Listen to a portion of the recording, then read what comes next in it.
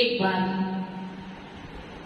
मगध के अधिपति राजा श्रेणी को शिकार खेलने की इच्छा हुई और वह अधिपति अपने पूरे सैन्य दल के साथ, पूरे साल सगत के साथ एक वन की ओर गया शिकार खेलने के लिए।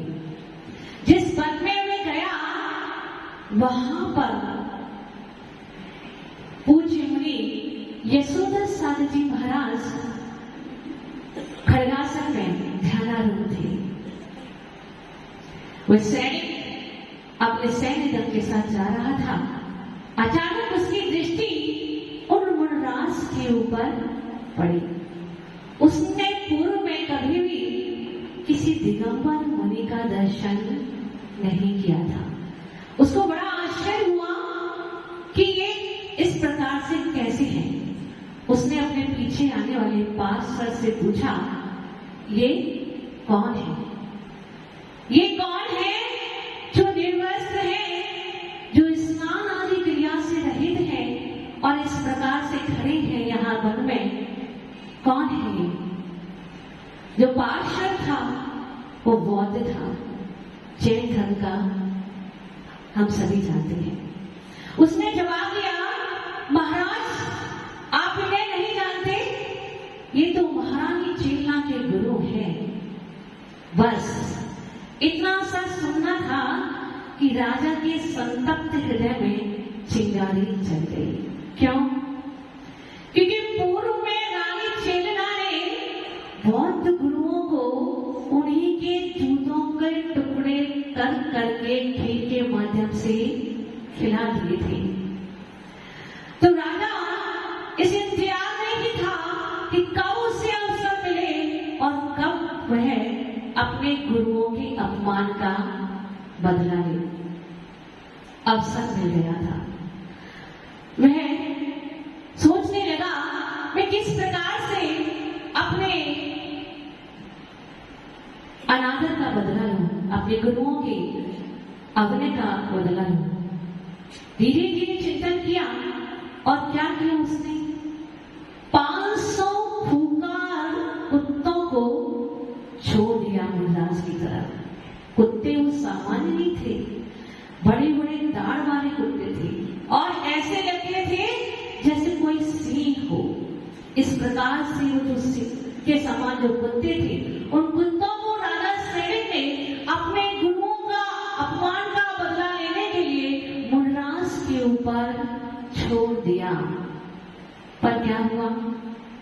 जैसे ही वे खूंखार कुत्ते मुनराज की तरफ बढ़े और उनके निकट पहुंचे, उनकी शांत वीतराग में मुद्रा जब देखी तो उनका जो क्रोध था, जो क्रूरता थी, वो शांति में परिवर्तित हो गई। वे कुत्ते और मुनराज की प्रतीक्षा देकर शांति से उनके पास में बैठ गए। ऐसा क्यों हुआ? ऐसा इसलिए हुआ कि जो साधक, जो व्यक्ति अंतरंग से मौन हो जाया करता है, उसके अंदर, उसके अंतस में एक अपूर्व शांति का अनुभव होने लगता है। और जिसके अंतर में शांति का निवास हो रहा है, बाहर से चाहे कुछ भी हो जाए, वह विचलित नहीं होता है। तो क्या हुआ? जब कुत्तों ने उस मुनराज की शांति मुद्रा देखी, मौन मुद्रा देखी, तो वह भी स्तंभित हो गए। यह उनकी आंतरिक शक्ति का प्रभाव था, उनकी अंतर्मुखी ऊर्जा का प्रभाव था। क्योंकि मौन में बहुत शक्ति हुआ करती है। हम देखते हैं कि हमारे जितने भी तीर्थंकर हुआ करते हैं, वो क्या करते हैं? जैसे ही दीक्षा ग्रहण करते हैं, उस समय से ही मौन धारण कर लिया करते हैं। और जब तक उनको कैवल्य की प्राप्ति नहीं हो जाया करती है, तब तक वो मौन रहती है। मौन के प्रभाव से ही अपने अंतस में उतरते हैं, अपने अंतस का अनुभव करते हैं और कैवल्य की उपलब्धि को प्राप्त हो जाया करते हैं। मौन केवल वचनों के अव्यय को रोकना नहीं है। मौन अंतस में जो आलाप चल रहा है, जो परिस्पंदन हो रहा है, उसको रोकने का नाम है। व्यक्ति जब अंदर से मौन हो जाया करता है, तो उसके अंदर अत्यंत शांति उत्पन्न होती है। उसके अंतर्मुखी ऊर्जा जागृत होने लगती है। जो बाहर में वचनों का अव्यय हो रहा था, जो निरर्थक वचन बोले जा रहे थे, उसकी शक्ति संग्रहित होकर के जब वह अंतस में गोते खाने लगता है, तो उसको उपलब्धियां होने लगती है। तो क्या बाह्य मौन कार्यकारी नहीं है? बाह्य मौन भी कार्यकारी है। बाह्य मौन के द्वारा व्यक्ति अंतस से जुड़ता है और धीरे धीरे साधना करते करते वह अंदर से भी मौन हो जाया करता है। और जब वो अंतर से मौन हुआ करता है, तो उसकी सारी शक्ति संचित हो जाती है और वह उपलब्धियों की ओर अग्रसर होने लगता है। यदि जो व्यक्ति अधिक वचन लाभ करते हैं, तो वो क्या करते हैं? अनर्गल भाषण करने लग जाते हैं। उनको स्वयं भी पता नहीं होता है कि वो क्या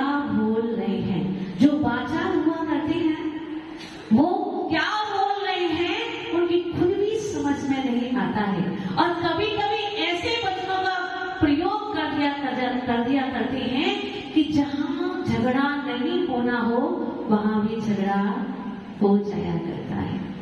देखो उस द्रौपदी को क्या बोला था उसने, अंधे के पुत्र अंधे, मात्र इतना ही सत्य बोला था। और क्या हुआ, उन जरा से बच्चों का दुष्प्रभाव किस रूप में परिणत हुआ, पूरे महाभारत के रूप में। यदि उसने अपनी वाणी को वही संयमित कर लिया होता तो आज महाभारत का युद्ध इतिहास में नहीं लिखा गया होता, इतिहास के स्वर्णिम पत्रों में महाभारत का स्थान नहीं होता। इतनी सारी जो शक्ति व्यय हुई, धन हानि हुई और जन हानि हुई, वह हानि भी नहीं होती। वह हानि किसका परिणाम थी, अधिक वचनों के प्रयोग का। घर में भी हम जब देखते हैं, यदि किसी को क्रोध आ रहा हो और हमने यदि उस समय बोलना शुरू किया तो क्या होगा, क्रोध और प्रज्वलित हो उठेगा। क्रोध में यदि घी डालोगे तो क्या होगा, वह अग्नि शांत होगी या बुझेगी और भवक उठेगी। और यदि उस समय आपने थोड़ा सा वाणी का संयम रखा होता, अपनी जिह्वा को लगाम दिया होता, अपनी जिह्वा पर नियंत्रण कर लिया तो क्या होगा, तो वो क्रोध थोड़ी देर में ठंडा हो जाएगा। क्यों, क्योंकि कोई भी कसाय अंतर मुहूर्त से ज्यादा टिकती नहीं है, वे अंतर मुहूर्त में परिवर्तित हो जाया करती है। तो कसाय का जो उद्रेक है, जो पहले समय में होता है, वह दूसरे आदि समय में नहीं रहता। आप कभी देखिए, जब आपको क्रोध आए और आप ये ठान लें कि जब मुझे क्रोध आएगा तो मैं 5 मिनट तक मौन रहूंगा, अथवा विपरीत क्रम से नमोकार मंत्र पढ़ूंगा, तथा क्रम से नमोकार मंत्र पढ़ूंगा, और 5 मिनट के बाद आप चाहें तो क्रोध कर सकते हैं क्या, नहीं कर सकते। क्यों कि जो क्रोध का आवेग था वो कैसा हो गया, ठंडा हो गया। उबलता हुआ दूध था, खौल रहा था, और आपने उसमें पानी की 2-4 बूंदें डाल दी तो क्या होगा, फिर वह गर्म नहीं रह सकता, खौल नहीं सकता। तो क्या करना है, हमें जब भी क्रोध का वेग हमारे अंतस में उठे तो क्या करना है, मौन का अवलंबन लेना है। ये बाहर का मौन भी हमारे बहुत सारे झगड़ों को निपटाने वाला होता है, हमारे संबंधों को मधुर करने वाला होता है। यदि हम अपने जीवन में अपने क्रोध को दमित करना चाहते हैं, अपने घर में स्वर्ग लाना चाहते हैं, अपने घर में शांति का माहौल लाना चाहते हैं, तो क्या करना होगा, मौन की साधना करनी होगी, कम बोलना पड़ेगा। और ऐसा कहते हैं कि जो भाषा दरना मिली है, जो वचनों का हमें स्टॉक मिला है, वो भी सीमित हुआ करता है। यदि हमने इस जन्म में वचनों का अनर्गल प्रयोग किया, अधिक वचन बोले तो क्या होगा, वो हमारा स्टॉक समाप्त हो जाएगा और बाद में हमें मौन रहना पड़ेगा। हम अपनी बात को कहना चाहेंगे, लेकिन हमारे पास अपनी बात को कहने के लिए शब्द भी नहीं होंगे। हमने देखा है, हम सुना है कि 7 प्रकार के केवली हुआ करते हैं, उनमें से एक प्रकार के केवली होते हैं मूक केवली। मूक केवली कौन से होते हैं, जिनकी वाणी, जिनकी उपदेश, जिनकी देशना नहीं खिलती। तो हमें क्या करना है, हमें वचनों के अपव्यय से बचना है, अपनी वाणी को संयमित करना है। इस प्रकार से धीरे धीरे जब हम अभ्यास करेंगे तो बाहरी में मौन रहते हुए अंतस में हमारे मौन की प्रवृत्ति जागृत हो उठेगी, और जब अंतस में मौन की प्रवृत्ति जागृत होगी तो हमारे अंदर अपूर्व शांति होगी। हम कहते हैं ना, किसी किसी व्यक्ति का ऑरा बहुत प्रभावशाली होता है, हम उसके पास जाते हैं तो हमें बड़ी शांति का अनुभव होता है। हम जब भी गुरु चरणों में जाते हैं, गुरु सानिध्य को प्राप्त करते हैं, तो हमें बड़ी शांति का अनुभव हुआ करता है। क्यों, वो इसलिए कि उनके आसपास की जो वर्णना है वो उनकी आत्मिक शक्ति से पवित्र हो जाया करती हैं, पावन हो जाया करती हैं। उनके आसपास का जो ऑरा है वो इतना प्रभावशाली हो जाया करता है कि जो भी उनकी शरण में जाता है, जो भी उनके पास में जाता है, तो उसका मन भी आनंदित हो जाता है, उसका मन भी शांति से भर जाया करता है। ऐसा प्रभाव हुआ करता है।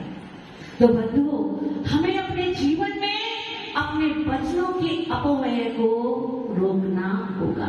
हमारी बहुत सी शक्ति वचनों के माध्यम से बेकार चली जाती है। यदि हम उस शक्ति को संचयित करेंगे तो हमारे जीवन में बहुत परिवर्तन होगा।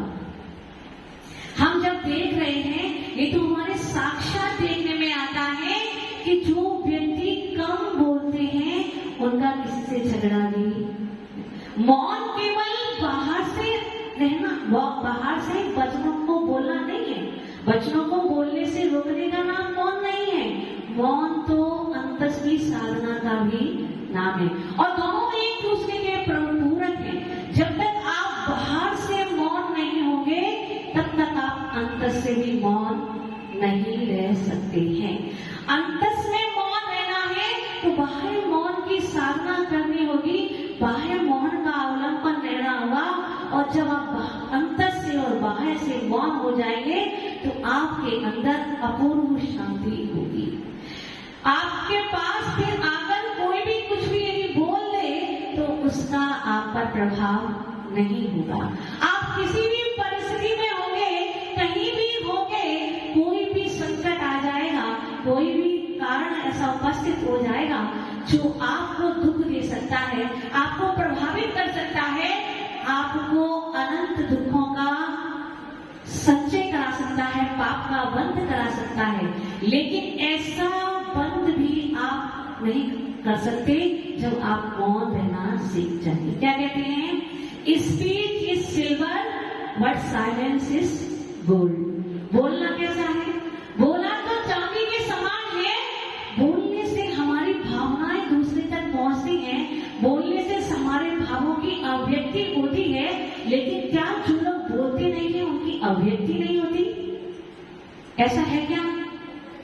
अरे उनका तो रोम रोम बोलता है। जो बाहर में मौन लेना सीख जाते हैं उनका रोम रोम बोलता है। यदि ये मुनराज बाहर से धर्मोपदेश नहीं करें तो क्या आप इनके तप संयम का आप पर प्रभाव नहीं पड़ेगा? इनकी चर्या का प्रभाव नहीं पड़ेगा? इनकी छवि, इनकी विग्रह मुद्रा क्या आपको आकर्षित नहीं करेगी? क्या आप इनसे प्रभावित नहीं होंगे? क्या आप इनकी ओर खिंचे हुए नहीं आएंगे? आएंगे ही। यद्यपि वो मुख से कुछ भी नहीं बोल रहे हैं, एक शब्द का उच्चारण भी नहीं कर रहे हैं, कुछ भी नहीं देख रहे हैं, कुछ भी नहीं सुन रहे हैं, फिर भी जो उनकी शांत मुद्रा है, जो उनकी वितराग मुद्रा है, वह आपको स्वयं ही उपदेश दिया करती है। ऐसा है क्या? मैं सही कह रही हूं क्या?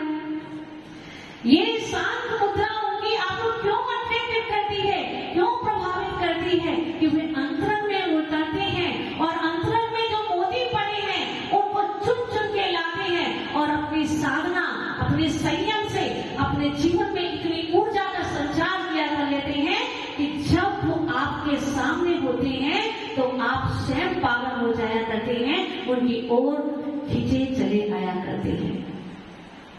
मुनराजू की वाणी हमें क्यों प्रभावित करती है? क्यों हम उनकी बात को स्वीकार कर लिया करते हैं? क्योंकि वह पहले अपने अंतस में उतरते हैं, साधना करते हैं, उस साधना के फल को प्राप्त करते हैं, तो वो जो कहते हैं और जो नहीं भी कहते हैं उसका प्रभाव प्रत्यक्ष रूप से और अपरोक्ष रूप से आपके मन मस्तिष्क पर पड़ता ही पड़ता है। तो हमें भी क्या करना है? हमें बाहर से मौन रहने का तो अभ्यास करना ही है। और यदि बोलना भी पड़े तो कैसा बोलो? हित मित प्रिय वचन। ऐसे वचन बोलो जिससे आपका मन भी प्रसन्नता से भरा रहे और जो सुने उसका मन भी गदगद हो जाए, आप्लावित हो जाए, प्रसन्नता से भर हो जाए। ऐसा नहीं हो एक दोहा ना हो, ऐसी वाणी बोलिए मन का आपा खोए और सुनने वाला जन्म जन्म तक फूट फूट कर रोए। ऐसे शब्दों का प्रयोग बंधुओं कभी भी नहीं करना, क्योंकि आप यदि ऐसे वचनों का प्रयोग करोगे तो निश्चित रूप से आप स्वयं दुखी होंगे और जो आपके सामने है वह भी दुखी होगा। और क्या होगा? परिणाम क्या होगा? अशांति ही अशांति। वैसे भी हमारे जीवन में बहुत अशांति है और हम सब क्या पाना चाहते हैं?